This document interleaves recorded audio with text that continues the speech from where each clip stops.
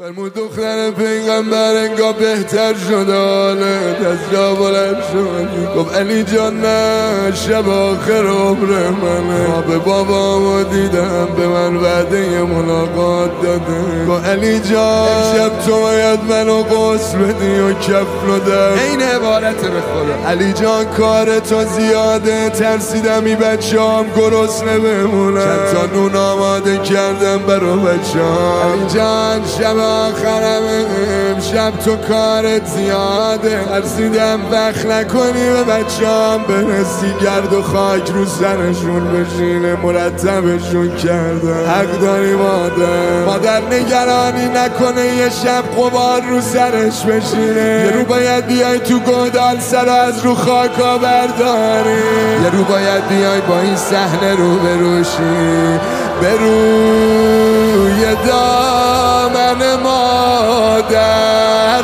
سرت بری.